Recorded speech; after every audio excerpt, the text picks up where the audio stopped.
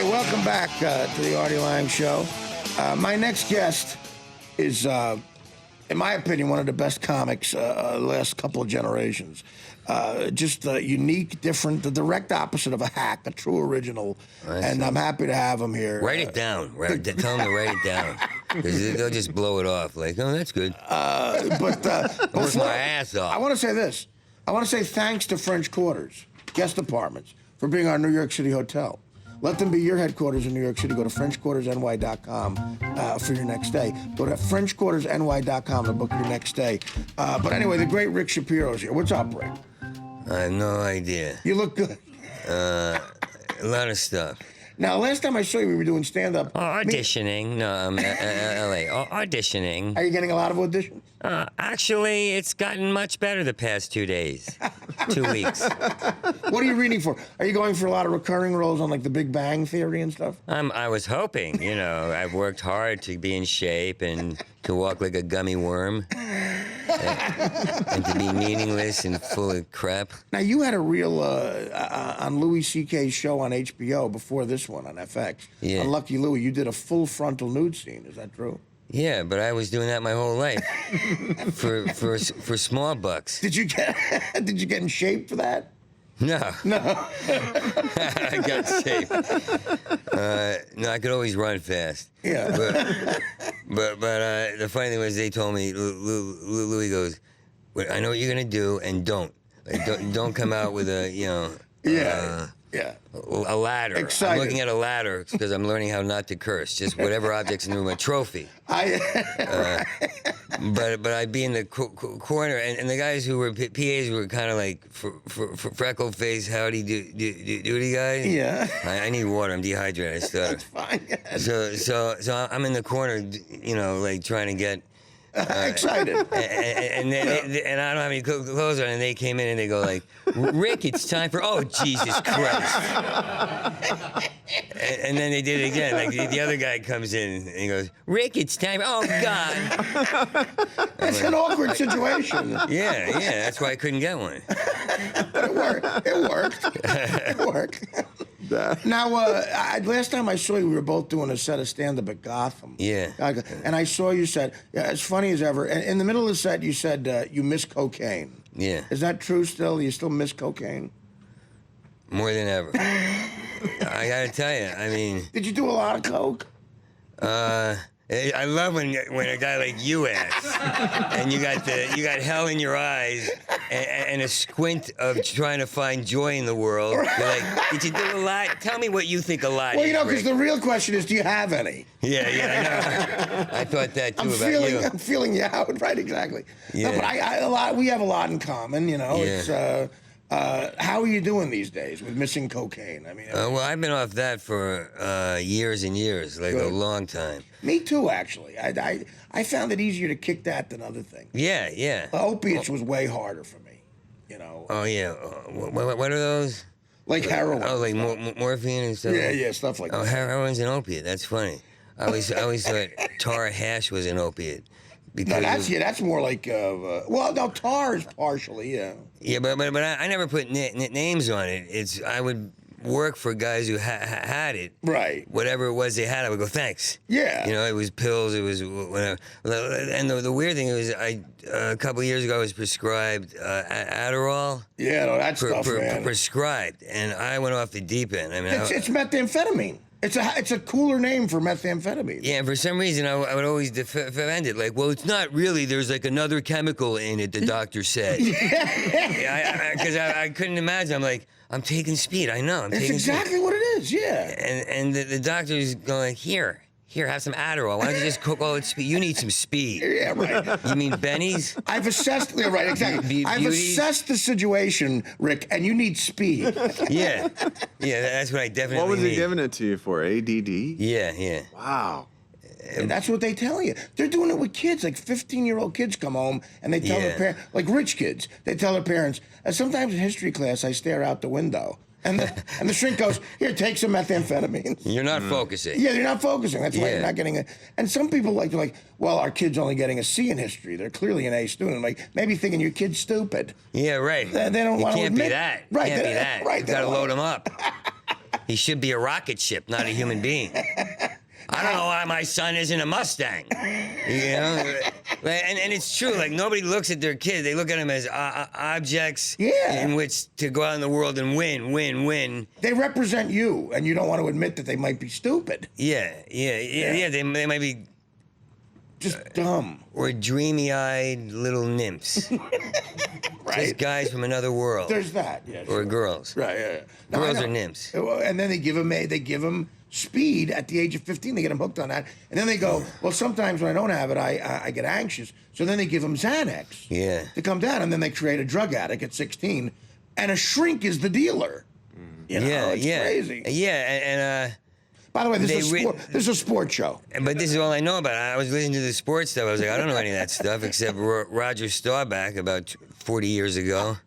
Well, no, you know, that's and winter coats. That's very current, because this is actually the 20th anniversary of his death. It is? Roger no, I'm kidding.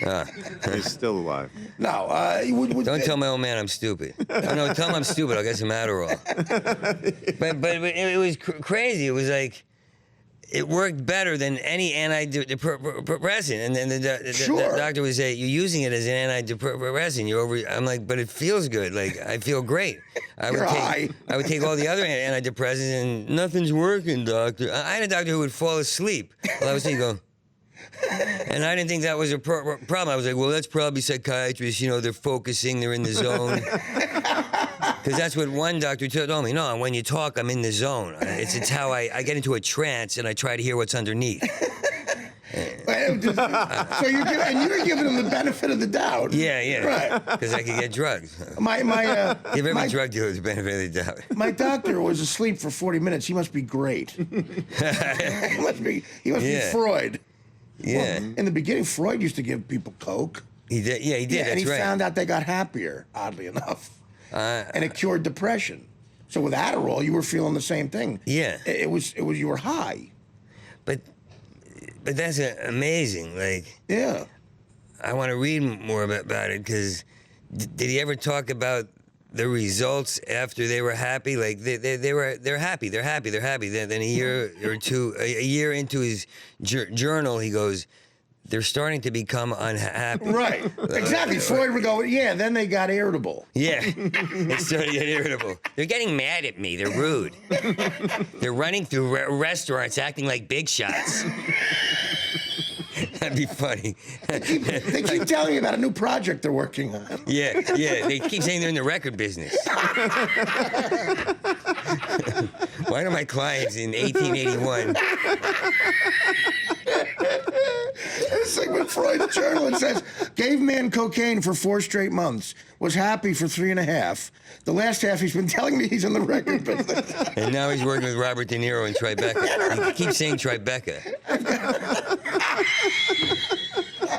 Must find out about this Tribeca. He keeps just saying the word Tribeca. Yeah. He said he told a girl once, nobody has AIDS anymore. Don't you read the papers? In between sniffles. He's lying. Yes, you could learn a lot from that. It amazes me. Yeah. It amazes me. And he also, it seems he was also trying to give my secretary some coke as well, because she wouldn't date him at first. Secretary now dating patient. Yeah. Well, so what? Now you moved to where were you originally from, Rick? From New Jersey, Asbury Park, right outside Asbury. Asbury, okay. And I moved to New York and lived there for like 35 years. Right. And that's when I had the crazy run. I tried college for a month or something. What college? Do you remember? First it was NYU. Yeah. No. First it was George Washington University, then Monmouth College, then NYU. I thought there was a fourth one, but I wasn't any good. I found an acting school in a college because it didn't have class on Fridays, and so I would always sneak out. Yeah. And she would call me in to do stuff. With the guy who's sneaking out, and she called me to the middle, and she goes, act like an animal. So I just started acting like a monkey. Yeah. And she goes, now turn into a human being. So I acted like John Travolta. Because I was from New Jersey. I was a moron. It was Fonzie and John Travolta. Who else you'd act like? And she goes, brilliant. You don't like college, do you? No, you must go be an actor. I'm doing a monkey. And I was like, yeah, you're right. But first I'll be a prostitute. Well, that's logical thinking. Yeah, that's my logical goddamn thinking. He said, you should be an actor. You said, well, that's great, but first I'll be a prostitute. Yeah. A lot of actors go through that, though, I'm sure. They're first a prostitute, then an actor. Yeah, that's what people don't understand. I try to tell them that. Yeah, it's a natural progression. No, but the crazy thing about me was, because I didn't talk to anybody in my family, I read a line where Richard Burton said, you can't be a good actor if you don't swing both ways, if you don't try both. Okay. So I use it as an excuse to be a prostitute because gay men were nice to me. I didn't know they meant like, no, it's not a free taco. True story, it's not free. Now I get to blow you. We can't say that. So I said, well, if he does that, then I become a good I thought I'd be the most charismatic guy at the party on Friday night. I really thought. I thought I'd be like James Dean. Like, I'm doing a lot of stuff I really hate. But really what I was a guy against the wall going like, oh man, I can't believe that. Flashbacks. We know you were like a skinny Raymond Burr. Yeah. Sort of. How do you get that? But that's great. I don't know. Skinny Raymond Burr. Well, he was homosexual, I believe. Well, I wouldn't know about that. None of these stories are true. Now, music-wise, what are some of your favorite musicians? Johnny Cash. Of course. Yeah, but I wasn't allowed to listen to music as a kid. I come from a stupid background. They had one book, and they didn't read it. It was a Philip Roth book.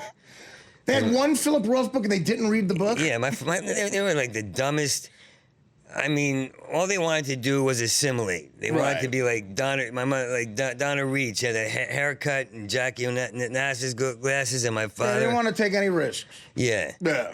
They didn't want to do anything. He even told me years. He said, a lot of memories in this house.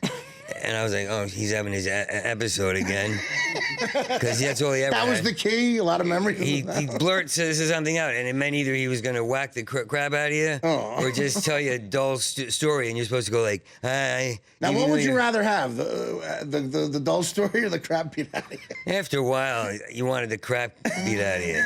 The stories were that bad? No, your story got good. Yeah. You became a victim, and that's all you knew. It was like, do it again, Dad. You know, I get to pout in the back row at school, and girls think I'm a drug dealer. You know, they think I'm the bad boy. Well, listen, we got to take a break. No. Can't leave me alone on that one. This is my favorite. It's my favorite interview we've ever done. Do you have anything you want to plug? You got the book? Got a book here? Yeah, it's actually good. Like people from England are calling I can't wait to read it. Unfiltered. By Rick Shapiro. Yeah, it's got all kinds of stuff in it. How do we get it? Amazon? Is it Amazon.com, BarnesandNoble.com. Great. I'm the only one who doesn't have it.